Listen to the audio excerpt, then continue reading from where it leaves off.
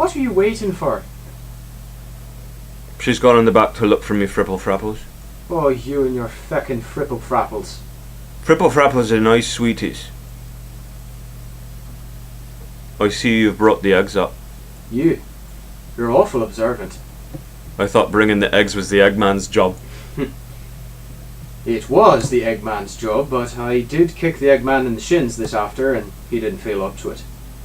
What did you kick the Eggman in the shins for? He insinuated it was me murdered Jack Ellery's goose and Pat Brennan's cat for them. But it was you murdered Jack Ellery's goose and Pat Brennan's cat for them. I know it was, but if it gets bandied around town, I'll never be getting paid. How much you be getting paid? 8 bob for the goose and 10 bob for the cat. Why'd you charge extra for the cat? Well, I had to pay Ray Darcy for the borrow of his axe. See, the goose I only had a stump on him. It takes more than a stump to polish a cat off. A plain kean of wood you could have used on the cat and saved the shelling out for the axe at all. Sure, I wanted the job carried out professional, Bartley. A plank is the weapon of a flat-faced child. I wouldn't use a plank on a blue-arsed fly. What would you use on a blue-arsed fly? I wouldn't use a thing on blue-arsed flies. There's no money involved in killing blue-arsed flies. Jim Finnegan's daughter killed 12 worms once. Aye, by breathing on them. No? Be sticking needles in their eyes. Now there's the work of an amateur. I didn't even know worms had eyes. They don't after Jim Finnegan's daughter gets through with him. What's this stone here for? I caught Miss Osborne talking to that stone when first I came in. What was she saying to the stone? She was saying, "How are you, stone?" and then putting the stone to her ear like the stone was talking back to her. That's awful strange behaviour. And asking the stone then if it knew how old Cripper Billy was doing for himself in America. And what did the stone say?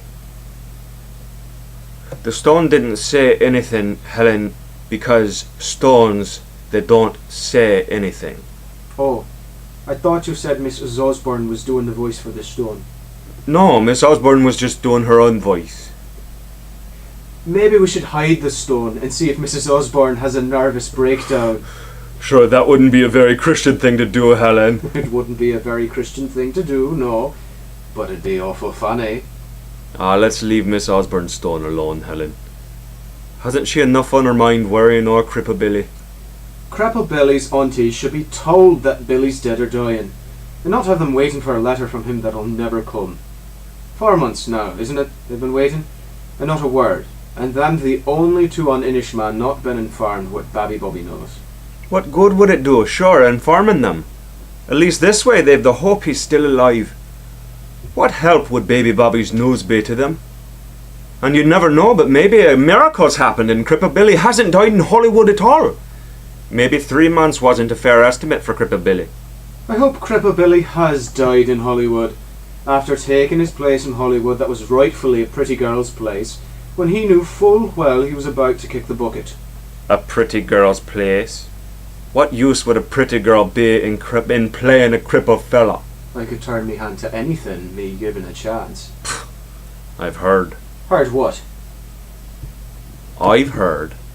Hollywood is chock full of pretty girls, sure. It's cripple fellas they're crying out for. What are you defending Cripple Billy for? Didn't he promise to send you a package of yallomallows you've never seen a lick of? Maybe Cripple Billy died before he had the chance of sending them yellow mallows. It's any excuse for you weed. But dying's an awful good excuse for not sending a fella the sweeties he's promised. Too kind-hearted you are. I'm ashamed to admit you're related to me sometimes. It doesn't hurt to be too kind-hearted. Uh-huh. Does this hurt? No. Does this hurt? No. Does this hurt? I'd better be saying yes before any further you go. You should have said yes in the arm pinch. Would have been using your brain. Aye.